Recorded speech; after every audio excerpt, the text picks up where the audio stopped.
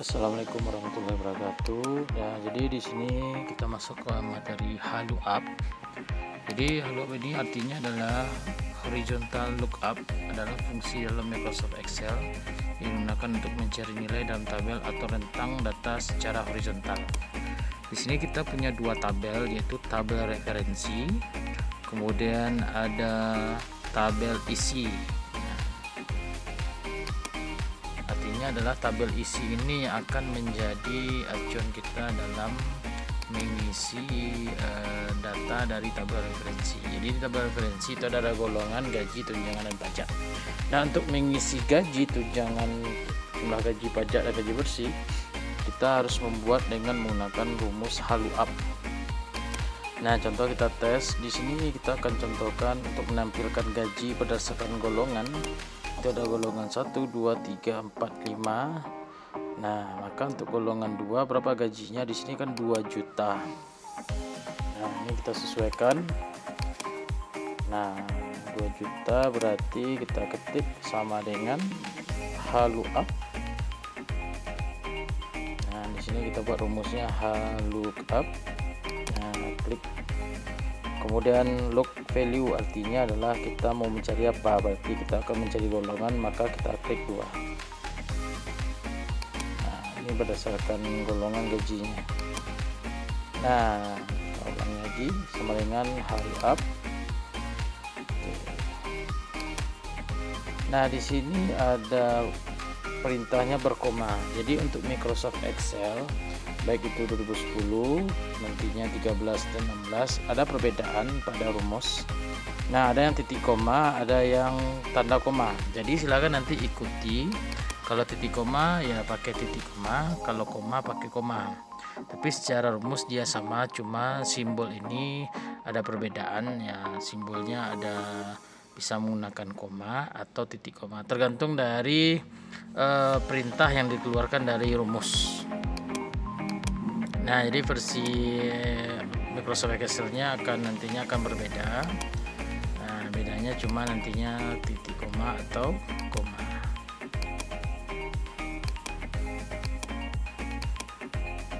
Oke, ini dia secara pengertian. Oke, karena di sini kita menggunakan koma, maka kita buat sama dengan HLOOKUP. Nah, kita ketikkan HLOOKUP. Kemudian kita klik 2, kemudian koma. Tabel array-nya adalah dari nomor 1 sampai berapa persen? 6% ya. Nah, artinya adalah dia mencari tabel pengetahuannya berapa isi. Jadi, kemudian koma.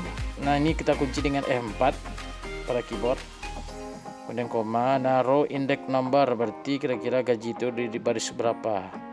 Berarti di baris ke-2, berarti kita buatkan 2, kemudian kita koma dan dipilih false, kemudian kita kurung atau enter, maka jumlahnya akan keluar menjadi 2 juta. Nah, kita cocokkan sama enggak, berarti golongan 2 itu gajinya 2 juta. Kemudian kita tarik ke bawah, nah supaya dia otomatis. Nah, kemudian kita ubah menjadi rupiah. Di sini karena tidak ada atau tidak terdaftar, maka kita cari dengan more accounting format, klik. Nah, di situ kita cari simbolnya adalah Rp, dia di posisi tengah, Rp atau rupiah Indonesia. Nah, itu dia, klik. Nah, kemudian oke kan. Nah, kemudian silahkan dihapus 020 belakang koma.